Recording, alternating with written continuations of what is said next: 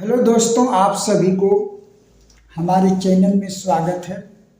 दोस्तों, आज की वीडियो में जो है हम जानेंगे कि घन क्या होता है, किसी भी संख्या का घन कैसे निकाला जाता है और घन क्या होता है यही हम बताएंगे। तो सबसे पहले हम जो घन है, क्यूब है, इस क्यूब की हम डिफिनेशन लिखेंगे, डिफिनेशन को जानेंगे, उसके बाद किसी भी संख्या का हम घन निकालेंगे। तो यहाँ पे डिफिनेशन में मान लीजिए घन हमको जानना, घन की क्या डिफिनेशन होती है। यहाँ लिखेंगे जब किसी संख्या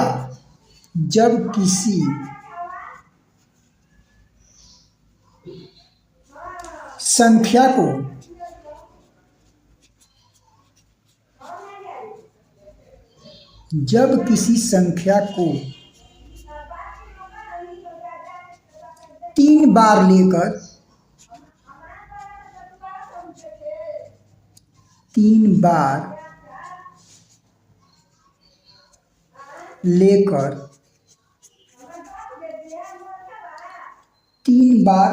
लेकर उनका आपस में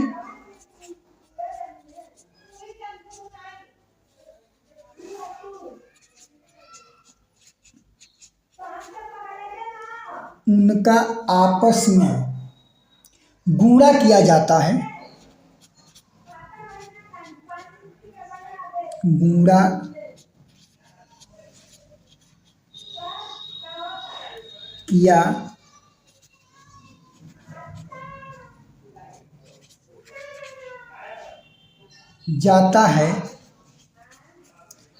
तो प्राप्त मान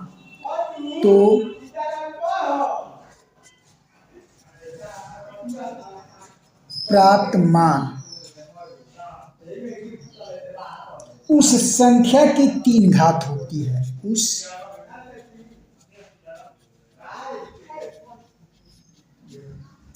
संख्या की तीन घात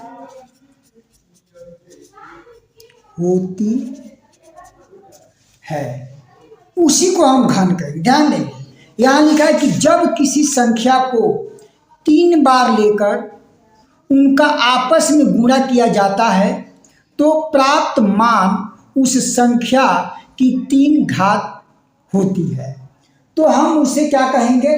घन कहेंगे। अब देखिए, हम उदाहरण देते हैं घन का। मान लीजिए यहाँ पे एक हम संख्या लिए 2, फिर 2 को एक बार और लिए, फिर 2 को एक बार और लिए। अब हम क्या करेंगे?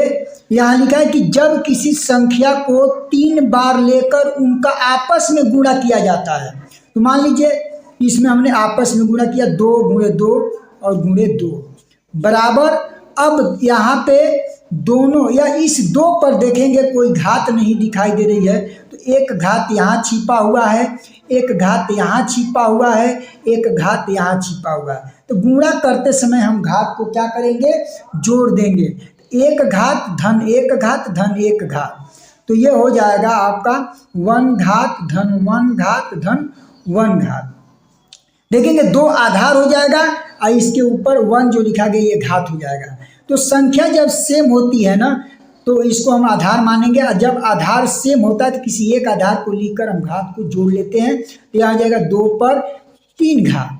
अब 2 पर 3 घात के मतलब 2 का गुणा हम 3 बार करेंगे, 2 दूना 4 दूना 8, ये हमारा 8 हो जाएगा।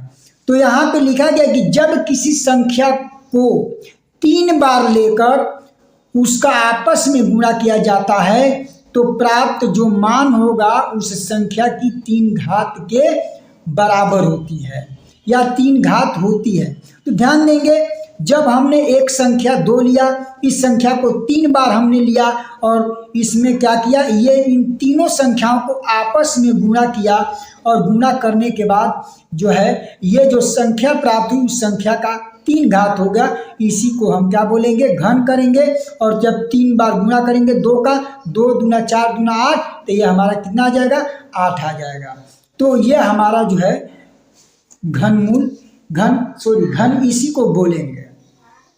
अब इसी तरीके से मान लीजिए एक संख्या हमने 3 लिया, इसको 3 बार लेंगे और अब क्या करेंगे, इसको आपस में गुणा करेंगे। यही फिर डिफिनेशन हम दोहराते हैं कि जब किसी संख्या को 3 बार लेकर उनका आपस में गुणा किया जाता है तो प्राप्त मान जो होगा उस संख्या की 3 घात होती है। तो हमने क्या किया, ये 3 को जो है हम 3 बार लिया और आपस में इसका हमने गुणा किया, तो इसमें से एक 3 को लिखेंगे और इस पर घात चढ़ा देंगे 3, और अब 3 का गुणा 3 में करेंगे तो 3 3 के 9 हो जाएगा, और 9 का गुणा जो है 3 में करेंगे तो 9 3 27 हो जाएगा। तो ये 27 आ गया। तो इस तरीके से जो है संख्याओं का हम आराम से घन निकाल सकते हैं। तो जो है ये 2 का जो हमने घन किया तो वो हमारा 8 आ गया।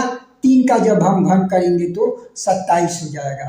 तो 27 किस संख्या का घन है, 3 का घन है। 8 अगर कहा जाए कि 8 किस संख्या का घन होगा तो 2 का घन होगा। तो इस तरीके से हम घन को निकालते हैं।